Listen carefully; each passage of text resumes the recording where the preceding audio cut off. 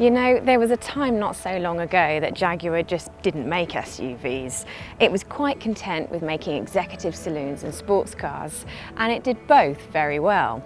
But with the market shift towards family-friendly SUVs showing no sign of stopping, Jaguar made its first SUV, the E-Pace, a rival to the plush Audi Q5 and BMW X3. But what if you want something smaller? Welcome, the E-Pace. This is Jaguar's second SUV model, and it's pitched into the same arena as the Audi Q3, BMW X1 and Volvo XC40. Tough competition then by any measure. So despite being Jaguar's cub, can the E-Pace succeed against the family rivals? In this review, we'll tell you what it's like to drive, how easy it is to live with, how much stuff you can get in it, and which version we ultimately think is best. And remember, if you're thinking about buying one at the end of this review, head to whatcar.com and go to our new car buying section, where we can potentially save you thousands. First though, let's take the E-Pace for a drive.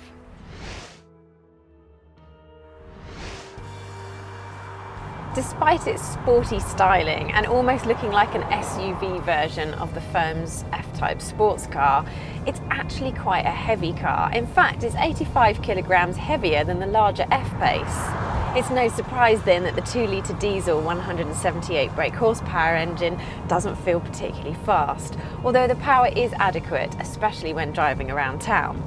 There's a lesser powered 148 brake horsepower engine, which does feel a little gutless.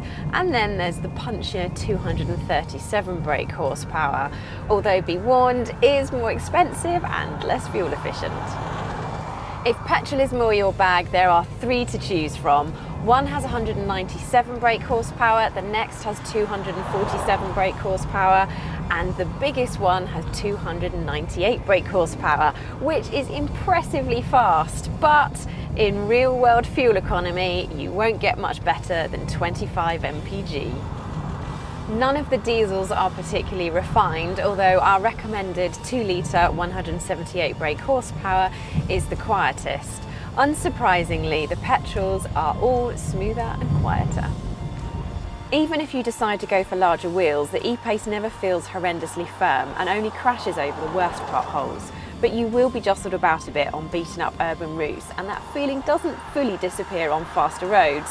You can get adaptive dampers on the E-Pace, which generally help. In any case though, it's not as comfortable as the best versions of Volvo's XC40. Jaguar can normally be relied upon for engaging handling, and the E-Pace mostly offers that. We say mostly because the BMW X1 and Audi Q3 is a little more eager to turn in. Most E-Paces come with four-wheel drive, which provides extra traction, but you only really notice that in faster corners and bad weather. When driving around town, the E-Pace's steering can feel a little heavy when compared to its rivals. Inside the E-Pace, the influence of the F-Type sports car is clear, including this grab handle here. I wonder how people will be driving their E-Pace. In terms of the controls, they're logically laid out and there's easy access to the climate control settings. You sit quite high up, which means you get a great commanding view of the road, and as with many of its key rivals, the sloping back does mean that the view out of the rear is not quite so good. However, you get front and rear parking sensors as standard and a reversing camera if you really would like some help with parking. Now, while the E-Pace looks suitably posh inside, it doesn't hold up especially well when you look closer, and there are some questionable plastics used for the switches and lower edges. Both the BMW X1 and Volvo XC40 ultimately feel classier. No matter which version of the E-Pace you go for, you get this 10-inch touchscreen. It's relatively easy to use and get your head around, although some of the icons are a little bit fiddly and difficult to hit when on the move. You get everything that you would expect, so that's Bluetooth connectivity, 2 USB inputs, DAB radio, but if you'd like sat-nav, you need to upgrade to the S model, and if you would like a punchier sound system, then you need to upgrade to SE. And unfortunately, you can't spec Android Auto or Apple CarPlay, not even as an option. Overall, the BMW's iDrive system is slicker and better. From here in front of the E-Pace, you certainly get enough width so that you're not rubbing shoulders with the person next to you, and you'd have to be really tall for the panoramic sunroof to have an impact on your headroom. In terms of storage, the door bins are a little slender, but there are plenty of other storage places. For example, there's 2 cup holders here, and there's some more stowage here. And the glove box is so big that I've managed to put my handbag in there. Slide into these rear seats and you'll find that even 6-footers will not be complaining about legroom, even if they are sitting behind a 6-footer, which clearly I am not today. Although what we would say is Volkswagen, Volvo and BMW both offer a little bit more legroom. When it comes to headroom, that's about the same, and if you are intending on sitting 3 abreast back here, it's got to be the smallest person in this middle seat, because even I feel slightly close to the roof.